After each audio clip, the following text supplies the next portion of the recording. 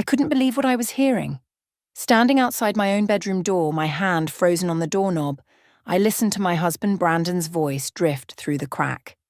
He was on the phone, speaking in that hushed tone he used when he didn't want to be overheard. Except this time, he thought I couldn't hear him at all. "Mum, I know this sounds terrible, but her being deaf might actually solve our problems," Brandon said, his words slicing through me like broken glass. "She can't hear anything anymore, and that gives us the perfect opportunity to—" My legs felt weak. This couldn't be real. This had to be some kind of nightmare. But I could hear him perfectly clearly, every single word cutting deeper than the last. Let me back up. 5 weeks ago, I woke up to complete silence. I remember that morning so vividly.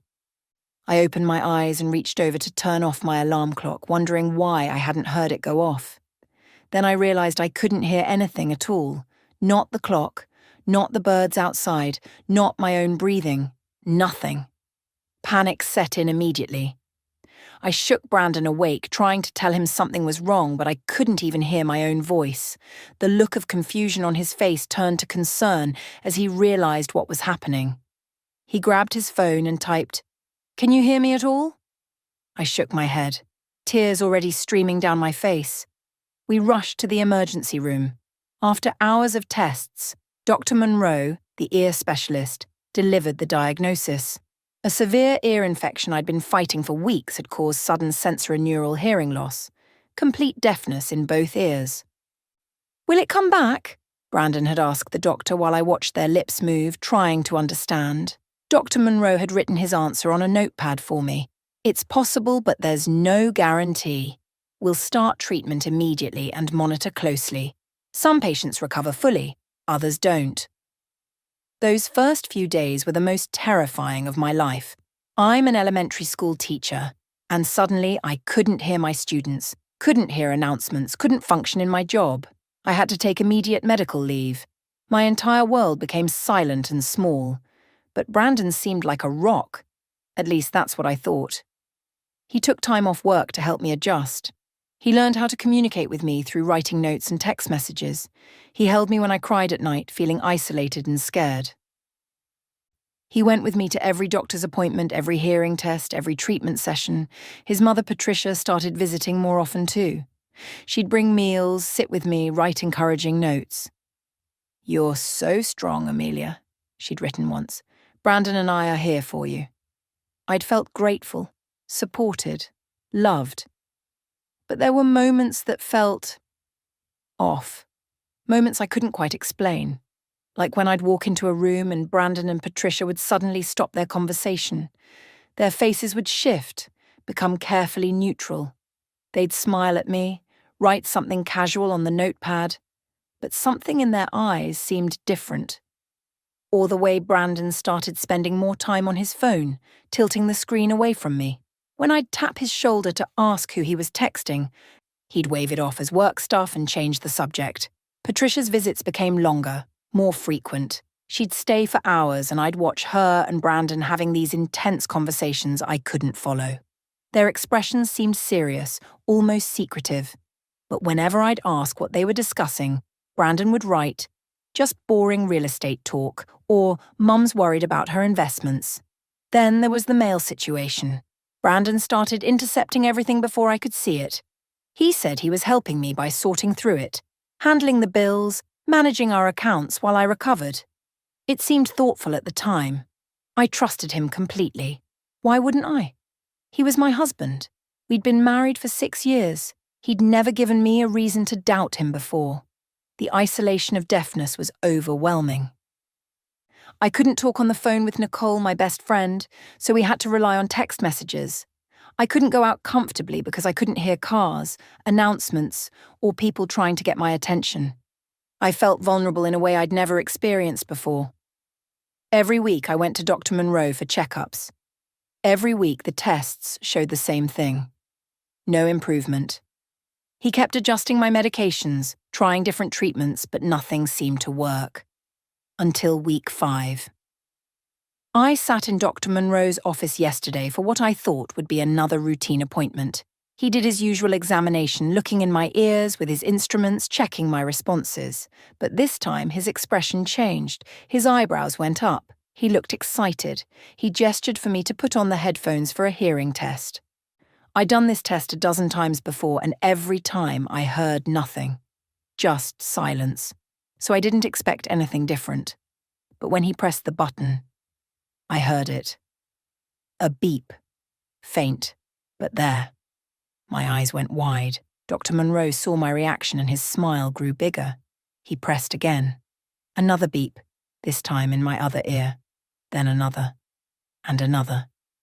When the test finished, he pulled out his notepad, but before he could write, I whispered, "I can hear you."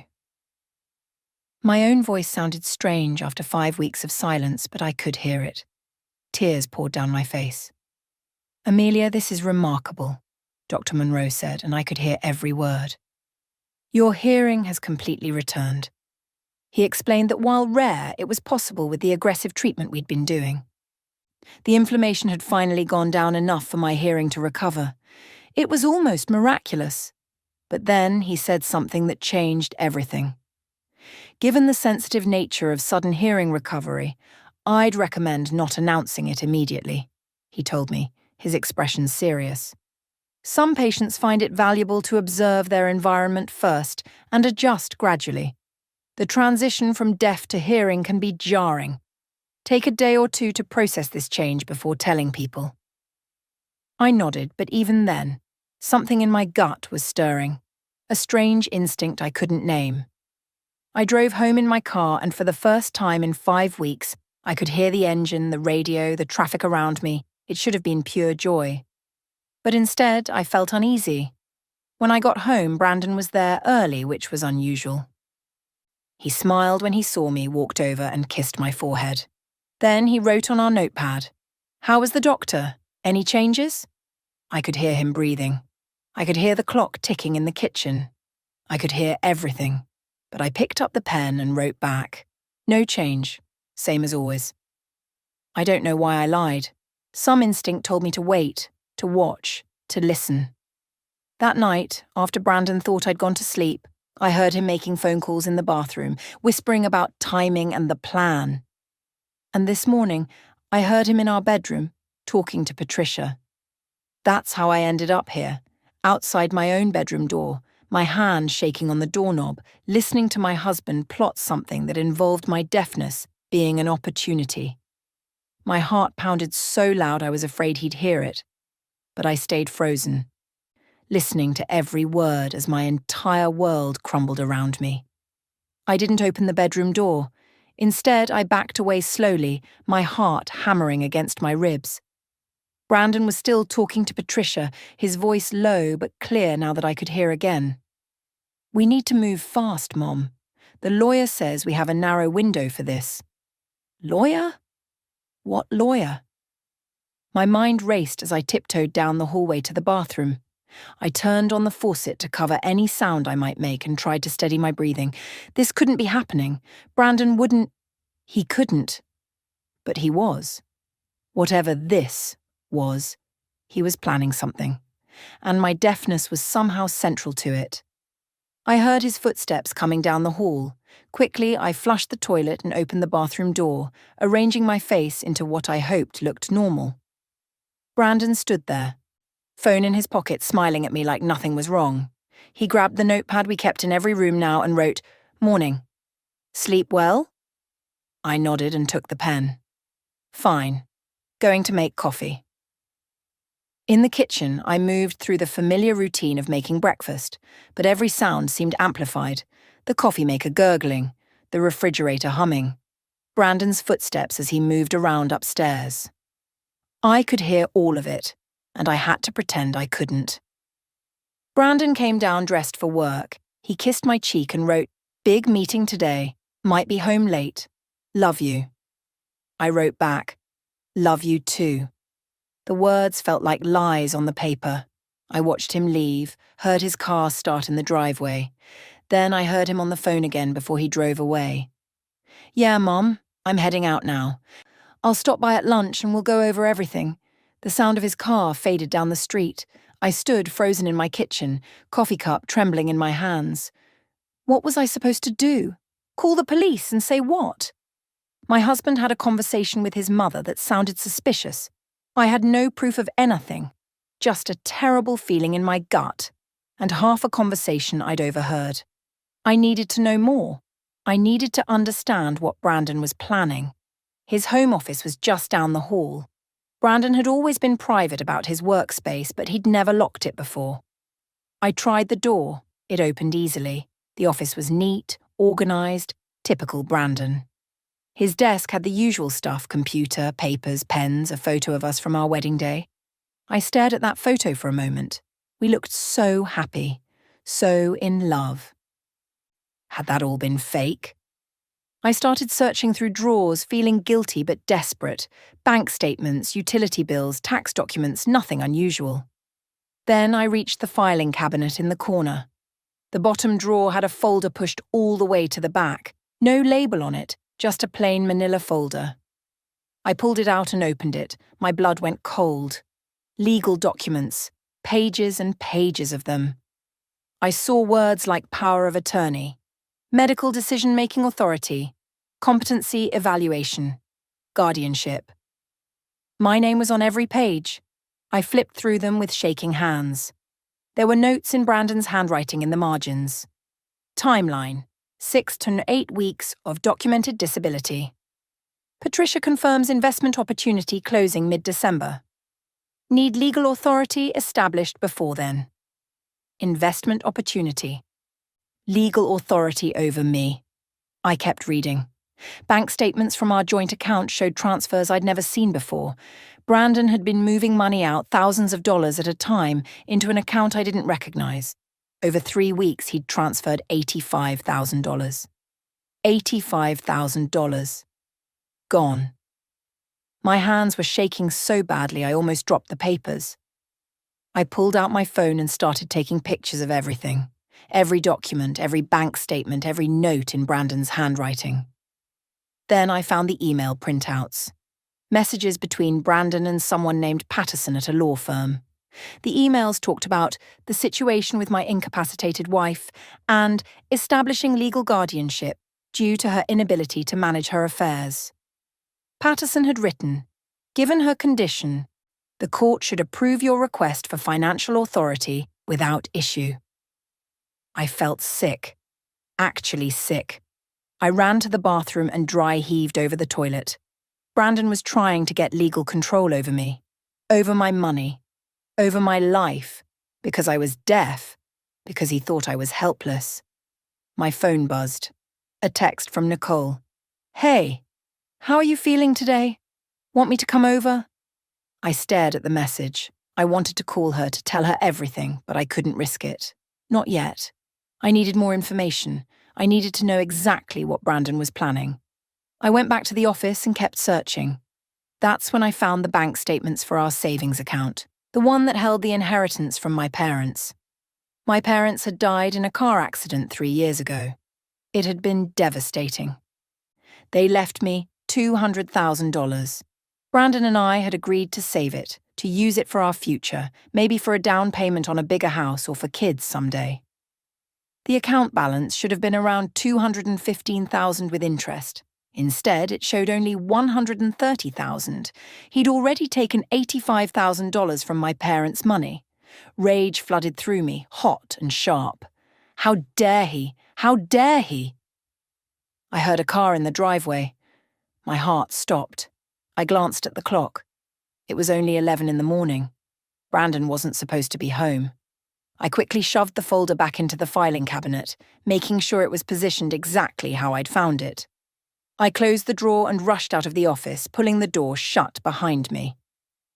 I made it to the living room just as the front door opened. I grabbed a book from the coffee table and sat down, forcing my face to stay calm even though my heart was racing. Brandon walked in, but he wasn't alone. Patricia was with him. "Is she here?" Patricia's voice carried clearly to where I sat. "Good. Brandon, are you absolutely sure you want to go through with this? Once we submit these papers, there's no turning back." I kept my eyes on my book, not moving, barely breathing. I could hear everything. And what I heard next made me realize that my husband wasn't just betraying me. He was stealing from me, and he'd been planning it since the day I went deaf. I turned a page in my book, though I couldn't have told you what was on it. Every muscle in my body was tense, ready to snap. Brandon and Patricia were in the entryway, close enough that I could hear every word. "Mum, we've been over this 100 times," Brandon said, his voice low and irritated. "The Riverside property deal is a once-in-a-lifetime opportunity. Gerald has 3 other investors lined up, but he's saving a spot for me because we went to college together. But I need $200,000 to buy in, and that money is sitting in our savings account." "Money from her parents," Patricia said. I heard the hesitation in her voice, but it wasn't concern for me. It was fear of getting caught. "Money that belongs to both of us legally," Brandon shot back. "We're married. What's hers is mine." I wanted to scream. That money was all I had left of my parents. They'd worked their whole lives to save it. They'd wanted me to have security, to have something that was mine. And Brandon was talking about it like it was just another business opportunity. "But the paperwork," Patricia continued. "You're asking for power of attorney over her medical and financial decisions. You're claiming she's incompetent." "She's deaf, Mom. Temporarily incompetent. There's a difference." The casual cruelty in his voice made my stomach turn. "And what happens when her hearing comes back?" Patricia asked. Dr. Monroe said it was possible. There was a pause, a long one. I held my breath. "He said it could take months," Brandon finally replied, "or it might never come back at all. But even if it does, by then the deal will be closed. The investment will mature in 6 months, and we'll triple the money. I'll put back the 200,000 plus another 100,000 profit. Amelia will think I'm a financial genius for growing our savings while she was recovering. And if she finds out before then?" Another pause, longer this time. "She won't," Brandon said, and his voice had gone cold. "She can't hear anything, Mom. She's completely dependent on me right now. I control everything she sees, her mail, her bank statements, her email. I've been intercepting everything for weeks. She has no idea what's going on." I felt tears sliding down my cheeks, but I didn't dare wipe them away. I kept my eyes locked on the book, my face turned slightly away from them. They moved into the kitchen. I heard the refrigerator open, cabinets closing. Patricia was apparently making tea. They kept talking, their voices carrying through the open doorway. "What about her friend? Nicole?" Patricia asked. "What about her?" "Nicole texts Amelia. Amelia texts back. Nicole has no access to our finances. She doesn't know anything. She visits a lot. So, she's being a good friend to a deaf woman, that's all." I heard mugs being set on the counter, the electric kettle starting to boil. "Patterson has the papers ready," Patricia asked. "Yes. We have an appointment at 2 o'clock today to finalize everything. He'll file them with the court tomorrow. Given Amelia's documented medical condition and the fact that I'm her husband, the judge will approve it within a week. Then I'll have full legal authority to access all our accounts, including the inheritance. And the competency evaluation? Already arranged. Dr. Monroe provided documentation of her hearing loss and the impact on her daily functioning. Patterson says it's more than enough to justify temporary guardianship." Temporary guardianship? Over me? Like I was a child? The kettle clicked off. I heard water being poured. "You know," Patricia said slowly, "if you'd just asked her for the money, she probably would have agreed to invest it. Maybe. Maybe not. But this way I don't have to ask. I don't have to explain the risk. I don't have to deal with her worrying about losing her parents' money. This way, it just happens and then it's done." So he knew. He knew that taking this money without my knowledge was wrong. He just didn't care. There was a knock at the door.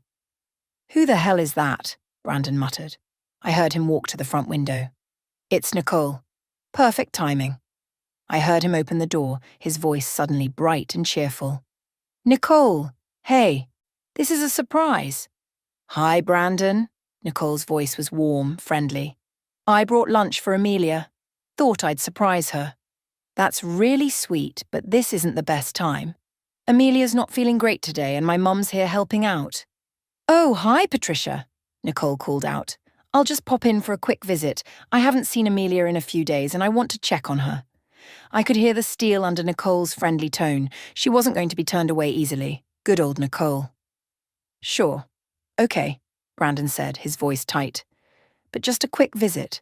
She really needs to rest. Nicole came into the living room and I could feel her sharp nurse's eyes taking everything in. My pale face, my shaking hands, the tears on my cheeks that I'd finally wiped away. She grabbed the notepad from the coffee table and wrote, "Are you okay? You look upset." This was it, the moment I had to make a choice, keep pretending or trust my best friend. I looked at Nicole, really looked at her concerned face, her worried eyes, the notepad ready for me to write my response. She'd been my best friend since we were kids. She'd held me when my parents died. She'd been there for every important moment of my life. I made my decision. I set down my book carefully. Then I looked directly into Nicole's eyes and mouthed, not wrote, but mouthed, 3 words. I can hear. Nicole's eyes went wide, but she barely reacted otherwise. Years of nursing training kicked in. She kept her face mostly neutral and wrote on the notepad, "You're warm. Let me check your temperature." Brandon was in the doorway watching. Patricia stood behind him. Nicole pulled out her phone and pretended to show me something funny, tilting the screen away from Brandon. She typed quickly, "What's happening? Should I call police?" I took the phone and typed back, my hands trembling. "Brandon trying to steal my inheritance. Has lawyer appointment at 2 p.m. today for power of attorney. Forged documents. Need evidence." Nicole's jaw tightened, but her expression stayed casual. She wrote on the notepad in big letters so Brandon could see. "She needs rest. I'll check on her tomorrow." Then she stood up and turned to Brandon with a smile that didn't quite reach her eyes. "Take good care of her, Brandon. She's so lucky to have such a devoted husband." The word devoted dripped with acid that only I could detect. The door closed behind Nicole. I heard her car start, but the engine sound didn't fade away. She'd parked down the street. Smart. She was waiting. Brandon and Patricia came back into the living room. I kept my eyes on my book, though my hands were gripping it so hard my knuckles had turned white. "That was awkward," Brandon muttered. "I don't need Nicole hanging around today of all days." "She's gone now," Patricia said. "We should leave soon. The appointment is at 2, and I want to review the papers one more time before we meet with Patterson." "Fine, let me just grab my briefcase from the office." I heard Brandon's footsteps heading down the hall. This was my chance. I had maybe 30 seconds while he was in the office and Patricia was in the kitchen rinsing out the tea mugs. I pulled out my phone and texted Nicole. "They're leaving for lawyer at 1:30. Stay close." 3 dots appeared immediately. "On it. I'm calling my friend who's a lawyer. Don't do anything until they leave." Brandon came back, briefcase in hand. He walked over to me and kissed the top of my head. I forced myself not to flinch away from him. He wrote on the notepad, "Mom and I have errands. Back around 4. Call if you need anything." I nodded and gave him a small smile. It felt like my face might crack. They left. I waited until I heard both car doors slam, heard the engine start, heard them drive away. Then I counted to 60 just to be sure. The moment I hit 60, I was on my phone calling Nicole. "Oh my God, Amelia, your voice," Nicole breathed. "I can't believe you can hear again. When did this happen?" "Yesterday. Dr. Monroe cleared me." "Nicole, Brandon's been planning this for weeks. He's trying to get legal control over me and my money. There are documents in his office, bank statements showing he's already stolen $85,000 from my inheritance." "That son of a..." Nicole's voice was shaking with rage. "Okay, listen, I'm with my friend Karen right now. She's a lawyer. We're on speaker. Tell her everything." For the next 10 minutes, I poured out the whole story while Nicole drove back to my house. The documents I'd found, the conversation I'd overheard, the 2 o'clock appointment with Patterson. "This is fraud," Karen said, her voice sharp and professional. "Forgery, attempted theft, financial exploitation of a disabled person. Amelia, you need to act right now before he signs anything at that appointment. Once those papers are filed, it gets more complicated. What do I do? Get every piece of evidence you can. Photograph everything. Then you need to get to Patterson's office before your husband does and stop this." Nicole burst through my front door. "I'm here, let's move." We raced to Brandon's office. I showed Nicole where the folder was hidden. Together we pulled out every document and photographed them with both our phones. The forged signatures, the bank statements, the emails with Patterson. "Look at this," Nicole said, holding up a page I hadn't seen before. It was notes in Brandon's handwriting. "Meeting with Gerald Rue Riverside property. Needs 200K by Deshield 15. Amelia's inheritance. Needing perfect timing. Deafness. Day opportunity for legal access." Opportunity. He'd written it down. My disability was an opportunity to steal from me. Nicole found more emails buried in a stack. Messages between Brandon and Patricia discussing the plan. Patricia had written, "Are you sure this is ethical?" Brandon's response, "It's our money legally. I'm just taking what's already mine." "He actually believes this," I said, my voice hollow. "He actually thinks he has a right to my parents' money." "He's delusional, and he's a criminal." Karen's voice came through Nicole's phone. "How much time do we have?" I checked the clock. 45 minutes until his appointment. "Then we move now. Get to Patterson's office immediately. Call them from the parking lot. Make it clear that any papers involving your name are fraudulent and that you're competent and on your way." Nicole grabbed my arm. "Can you do this? Can you face him?" I thought about my parents. About the life they'd built, the money they'd saved, the inheritance they'd left me because they loved me. I thought about Brandon's voice saying my deafness might actually solve our problems. "Yes," I said, "I can do this." We got in Nicole's car and she drove fast, weaving through traffic. My hands were shaking as I dialed Patterson and Associates from the parking lot. "Patterson and Associates, how may I help you?" "This is Amelia Wright. I need to speak with Mr. Patterson immediately regarding my husband, Brandon Wright's 2 o'clock appointment today." There was a pause. "Mrs. Wright? I'm sorry, but Mr. Wright indicated you were unable to use the phone due to your medical condition." "I can hear perfectly fine," I said, my voice steady and cold. "My hearing returned yesterday. Please tell Mr. R. Patterson that if he values his law license, he will not proceed with any appointment involving my name until I am present in his office. I'll be there in 2 minutes. Another pause. "Please hold." 30 seconds later, a man's voice came on the line. "Mrs. Wright, this is James Patterson. I'm very confused. Your husband scheduled an appointment to discuss power of attorney arrangements due to your hearing loss and related complications. Mr. Patterson, I have fully recovered my hearing. I am completely competent. I have never authorized any power of attorney, and I have evidence that my husband has forged documents and been stealing from our joint accounts. I am walking into your building right now." Nicole and I got out of the car and headed for the entrance. Through the glass doors, I could see the reception area. And then I saw Brandon's car pull into the parking lot. "He's here," I said to Nicole. "Good," she replied, her voice fierce. "Let him see you. Let him know it's over." We walked through the doors just as Brandon and Patricia were getting out of their car. I turned and looked directly at him through the glass. Our eyes met. His face went from confident to confused to absolutely white in the span of 3 seconds. I watched the realization hit him. I was standing. I was walking normally. I was talking on my phone. I could hear. He broke into a run toward the building. Patricia grabbed his arm, her face panicked. I turned away from them and walked up to the receptionist. "Amelia Wright to see Mr. Patterson," I said clearly. "I believe my husband is right behind me." The glass doors burst open behind me. Brandon's voice, loud and desperate, cut through the quiet office. "Amelia, you can hear." I turned slowly to face him. Patricia stood behind him, her hand still on his arm, her face pale and frightened. "Yes, Brandon," I said, and I watched him flinch at the sound of my voice. "I can hear. I regained my hearing 2 days ago, and I've heard everything." "Everything? What do you mean, everything?" But his eyes told me he knew exactly what I meant. A door opened behind the reception desk. A tall man in his 50s wearing an expensive suit stepped out. "Mrs. Wright?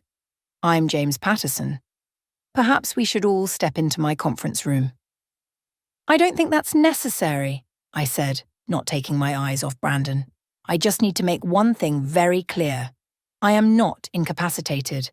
I am fully competent. And I have never authorized any power of attorney or guardianship papers."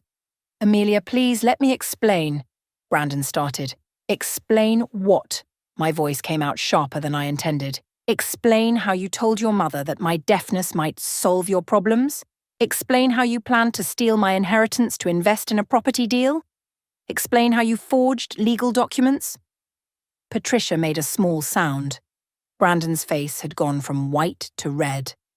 "Mr. Patterson," I continued, pulling out my phone, "I have photographs of documents my husband has hidden in his office.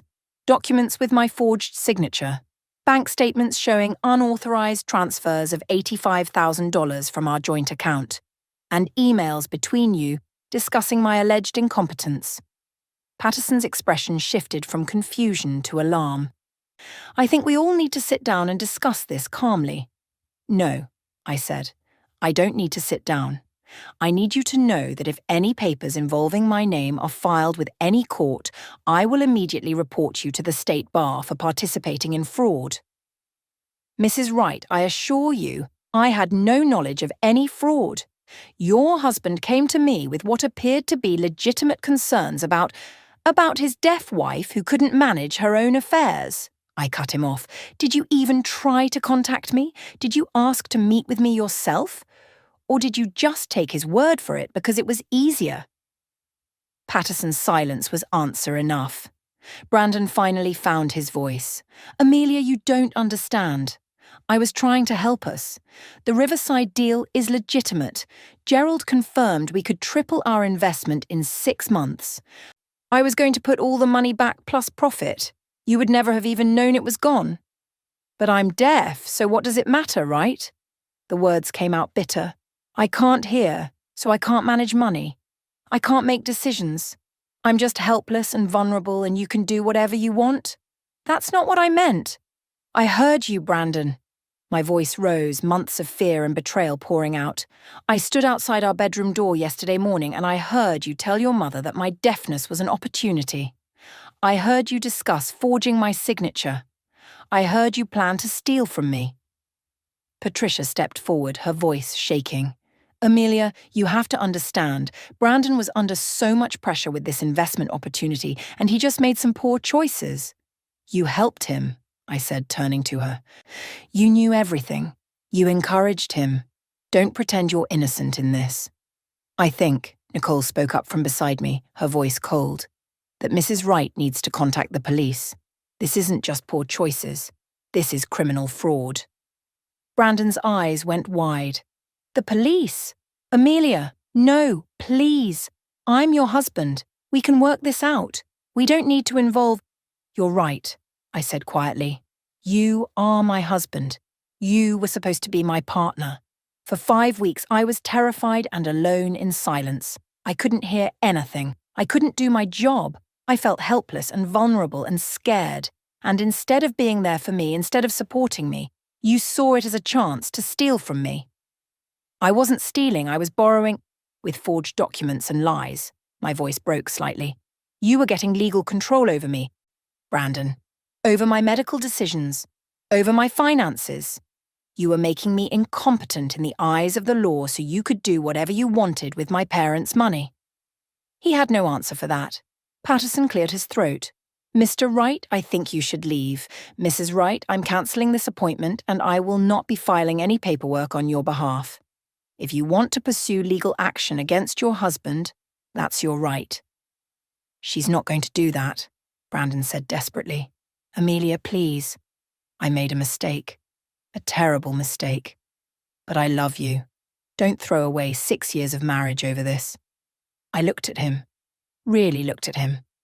This man I'd married, who I'd trusted completely, who I'd thought would be there for me in sickness and in health. You threw it away, I said softly. The moment you decided my disability was an opportunity instead of a tragedy, the moment you chose money over me. I turned to Patterson. I want the names of divorce attorneys. Good ones.